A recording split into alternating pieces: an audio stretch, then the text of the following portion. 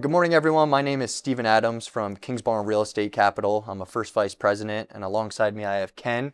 Ken, I appreciate you coming out today. You're welcome, Stephen. And I value your time not only as an investor, but a friend. And I believe that this is going to be super beneficial to, future Kingsbarn clients and DST investors as a whole. Good. So as we go through this, I want to start off by seeing what got you started into real estate, which ultimately led to you looking at a DST as a viable investment opportunity. I basically started with a mom and pop apartment back in 1989 in downtown, or actually near downtown Los Angeles. And I wasn't that smart at the time. I actually bought that apartment primarily because it was near the high school track where I could run every day. But I also bought it for a wise reason, and that was a hedge against inflation. And so for several decades, that worked out well. Even though there was rent control, the people on the LA City Council seemed to understand that renters or landlords needed to keep abreast of inflation so they could remain in business. But somewhere along the lines in the 2000s, and particularly when COVID hit, the people who were then on the LA City Council decided that landlords were scum. Why they think that when all I was doing was being a housing provider to perform a service called affordable rentals. During COVID, there was no rent increases allowed at all, even though one of those years the inflation is 9.6%.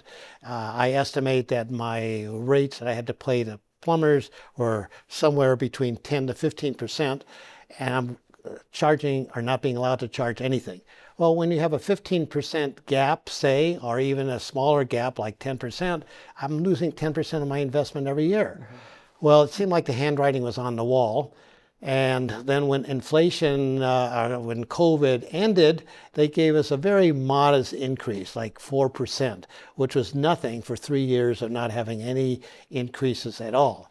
And I thought, this is not going well. So I made the decision to sell, keeping in mind at that point I knew nothing about DSTs.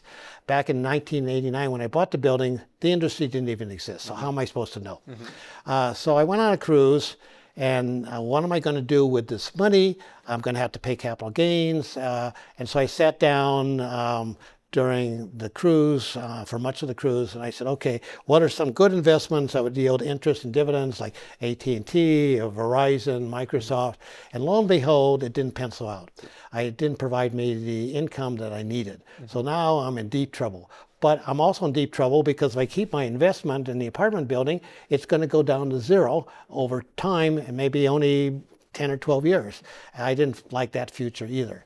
So that's when my broker mentioned DSTs. I said, okay, what about DSTs? And they mentioned Kingsbarn, and they mentioned one other broker dealer. Kingsbarn was a sponsor, as I later learned, and then I took it from there to figure out where I wanted to go with that possibility, being both DSTs, Kingsbarn, and the broker dealer.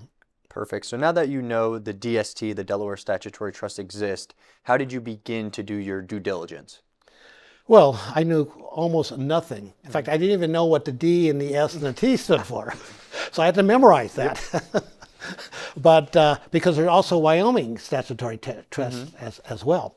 But I basically did a couple of things. I went to one of the seminars, if that's even the right word, where I'm from Orange County, Los Angeles area, where they actually give you a free dinner in exchange for introducing themselves. But I think they're more broker dealers. They're not the Kingsbarn type sponsor where they deal with the investment from the bare ground on up and build something on it that then yields revenues. And I also did a lot of reading, and I also listened to a lot of YouTube videos. And what I was particularly interested in were the cons. Yes, I was interested in the pros, but the pros to me were somewhat self-evident because you could use the 1031 exchange process where you defer your otherwise capital gains taxes. So that was good because it provided me some extra money that I could invest. But even if I invested that extra money in the dividends and interest, which I can't do, the IRS wouldn't allow that, it still wouldn't be quite enough money. Whereas Kingsbarn and the broker-dealers would presented investments that had a slightly higher rate of return, maybe 1% to 2% higher on average. But that's a lot when you need extra money to finance a lifestyle called retirement.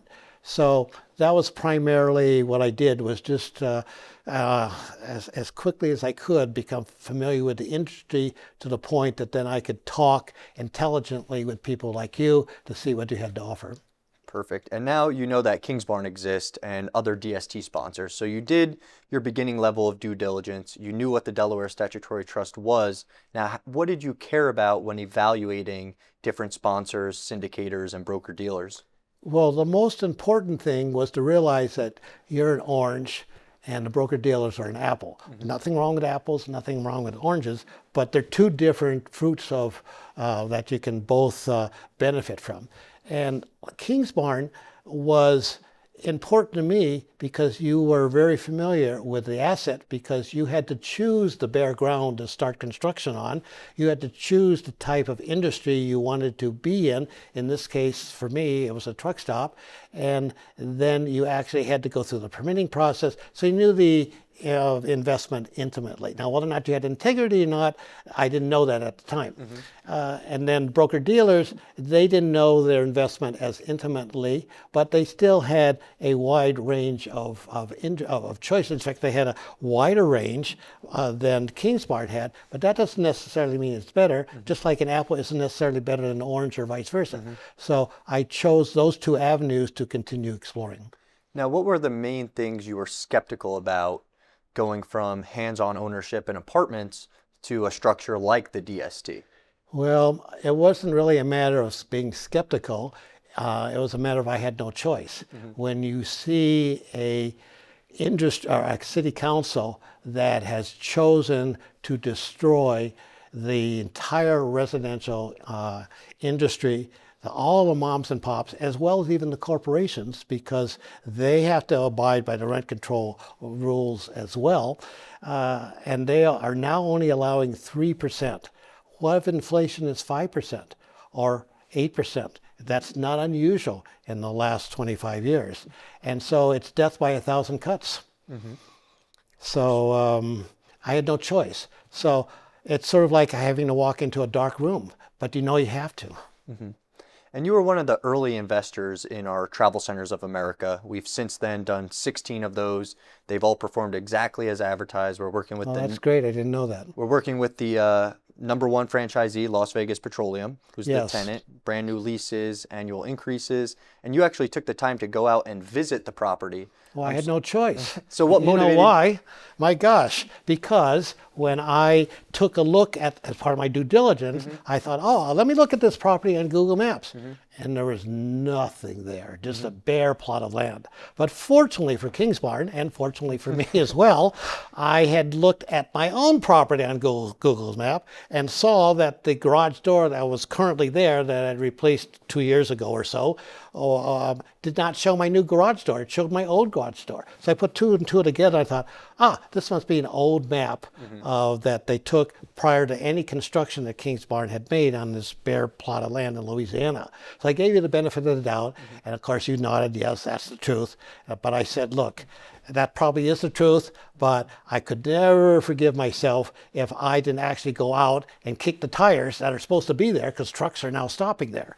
Well, fortunately, you understood, to the point that you asked if you could accompany me, and you said, well, on the condition that you pay for me to go, for you to go with me. And I said, well, that's a good deal. So we both went out and we kicked tire after tire. My gosh, the number of truck drivers we talked to at multiple sites there, that gave me a huge comfort level. So. Of course. And then we also had the pleasure, while you were there, we interviewed countless truck drivers, as you mentioned. I did. Of course. And then you also highlighted the amount of traffic that was there, but you also got to see the operations and management. What about those centers stood out to you at that point when you were physically on the ground? You were catering to the primary customer, the truck driver. And you did this in multiple ways. One, because I had gone to college in the South, even though I later got my master's degree out here on the West Coast, you were serving Southern comfort food. That's the right type of food to serve truck drivers who are driving in the South. So score one.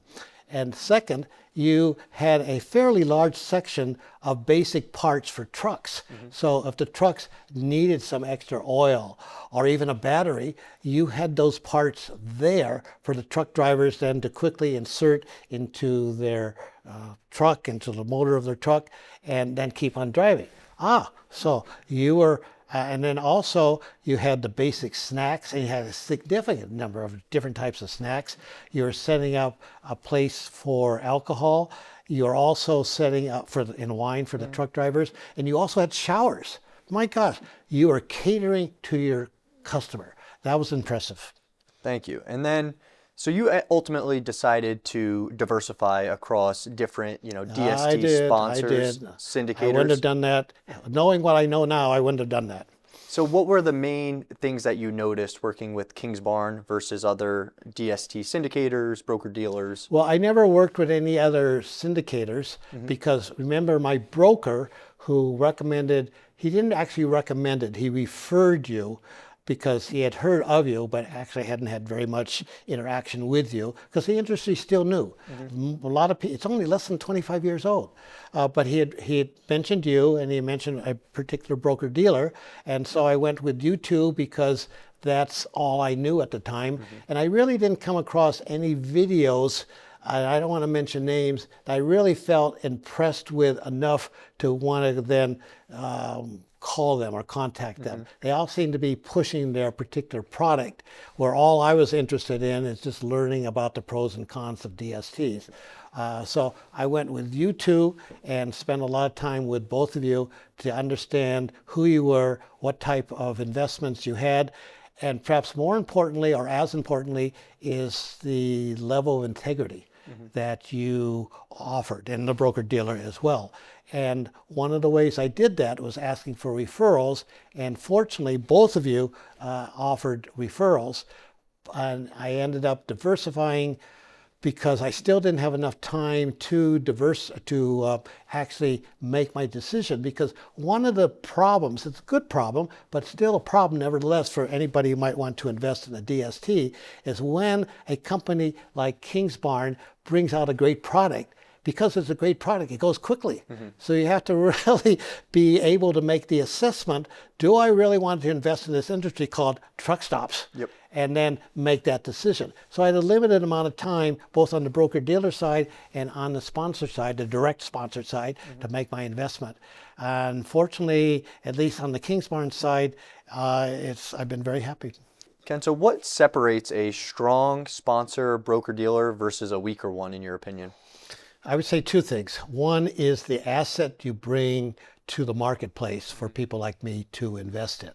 And it's not as simple as it sounds, because Kingsbarn being a direct sponsor is different from a broker-dealer. And I didn't know what the difference was at the time, but I sensed there was a big difference, and I was right.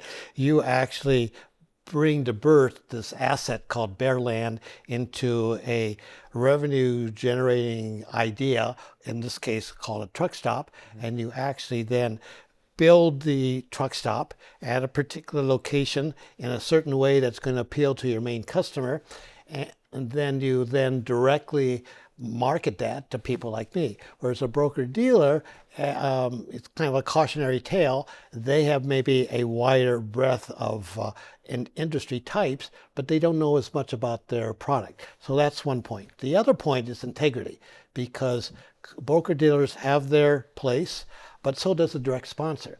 But in the end, you're investing in an asset. And so if either of you are marketing an asset that has some hidden problems, then you get into the issue of integrity. And the only way I can advise people, because I'm assuming you're going to ask me this, is how do they determine quickly that a company or person has integrity? And the only way I can answer that is ask for referrals. Talk to the people who have invested with, in this case, Kingsbarn, and get the full scoop from them. Of course. And then how important is, honest communication and transparency as an investor, and has Kingsbarn met that mark for you? Well, it's met that mark, but it's important because things can come up after you invest. So for an example, after investing in the truck stop, it became apparent to me that Tesla was going to market its all-electric trucks. And the truck stop, at least the truck stop I invested in, doesn't have any charging stations there, or didn't at the time, nor does it have, so it only has gasoline pumps. So what am I going to do? So I thought, oh my gosh. And I called you, and you put me at ease, first because you responded quickly, second you gave me a full answer, and you also said, yes, electric trucks are coming, but they're going to come at a slow pace, and so my investment in truck stops, which will probably be approximately 7 years, because the IRS requires that you sell the investment anyway within 10 years. That's one of the criteria of a DST. It's not going to affect my investment. So you gave me peace of mind because you gave me honest, quick, and immediate response to my concern. Of course. And then as an investor, you've been in our travel center for about 2 years now. How has your overall experience been working with Kingsbarn and our DST program? Well, I primarily work with you, and you're fabulous. I would recommend you and have recommended you to others. And then have your experience been consistent with other broker-dealers that you've worked with and their DSTs, and how has their performance been? Well, that's a mixed bag. The broker-dealer that I'm familiar with, or I've been working with, and I'm not going to mention names, you know, or at least know of her, she's been responsive, quite responsive. I can't really put any bad mark on her, and nor do I want to. I like her, and I like you as well. But the problem is my investments with her, one has just gone bankrupt, and one is still doing quite well, and the other one, I just need more time to evaluate one way or the other. The problem with investing in anything, including DSTs, is the underlying asset. So this particular asset that went bankrupt, if I can share it for just a few minutes, was or still is, a senior center, upscale area outside of California, and it's 94% occupancy. Well, people are dying to get in, pun intended. What could go wrong? I don't know yet, but it's now entered into bankruptcy. We'll find out the true story. I think it's mismanagement or pilfering at the highest levels, but I don't, that's just my guess at the moment. And then you compare that to the CEO, oh, by the way, that'd be by the CEO of this particular senior center. But the CEO of Kingsbarn, even though my relationship with him is minimal, my relationship has been primarily with you, has struck me as one who has integrity. And that particular moral posture, I think, is filtered down to the lowest levels. And so then when I talk to people like you, you follow suit. And that's important to me because that means then that you probably have sold me an asset that has integrity, meaning it's going to generate revenue. It's going to generate revenue at the level that I was promised in the first place. And you're going to be still available because you have integrity, not to say, well, I'm just a salesman. I've sold that to Ken and he's on his own now. You stayed with me and answered my questions that I've had from time to time, including questions I might have when I fill out my tax return. So kudos to you. Appreciate that. And kudos to your CEO. Thank you. And then as far as diversification, knowing what you know now, what is your stance on that? Because it seems like it has changed since we originally talked a couple of years ago. Well, I knew better. There's an interesting quote by Warren Buffett that says diversification is only for people who don't know enough about the investment. And so, as you know, I had a opportunity to invest all the money from my sale of my apartment building with you. And I said, oh, yeah, but what if? So I chose to diversify, and that's come back to haunt me. Having said that, I do need to point out something that's important, and I have not told you this before, is that one of the investments that I made that's kind of doing okay, not really. It's actually, let me put it this way. One of the persons I shared this particular company with, through the broker-dealer, was in Florida. Mine happens to be in Atlanta. Hers is doing fine. Mine is not. But the integrity is still there. It's not a matter of integrity. It's a matter of the asset itself. It's the same asset. It's a hotel. It's just not doing as well in Georgia as her same asset is doing well in Florida. So it's a matter then of not only evaluating the asset, but also evaluating the integrity. In this particular case, there's not an issue of integrity, it's a matter of the asset. But in terms of the senior center, it's not a matter of the asset, it's a matter of integrity. Fortunately, Kingsbarn has brought to me both, the asset and the integrity. Of course. And then as far as you've since referred other investors to our program, and that says a lot on, your reputation. Well, why not share a good thing with people we care about? Of course. And so what gave you the confidence to refer us to, you followed through on everything you promised. Okay. And you actually even accompanied me to Louisiana, and I got to know you over a 9-hour stretch. My gosh. We sat on the same side by side in the airplane, all the way there and all the way back, and we got to know each other. Of course. So and I liked the way you presented yourself. I liked the way you honestly answered my questions, and also the knowledge and experience you brought to me. Thank you. And then, so for someone considering DSTs for the first time, what advice would you give them? Take it slow. You don't know anything about the DST, not because you don't know much, because it's a relatively new industry. Things like apartment houses, condos, lots, well, let me think, when you do a lot split, all that stuff's been around for decades. But DSTs, the IRS has only blessed that opportunity to have a tax-free exchange for what, 2001, give or take. So don't blame yourself that you don't know much, but do blame yourself if you jump into it too quickly. Take your time, talk to people like Stephen, but don't make a commitment right away, and then come back and talk to him again. He's willing to do that. And when you think you know enough to be able to explain it in your own words to somebody else, then maybe it's time for you to come back to Stephen for a third time and see what he has to offer as far as an asset. And then what should investors pay attention to when choosing a sponsor?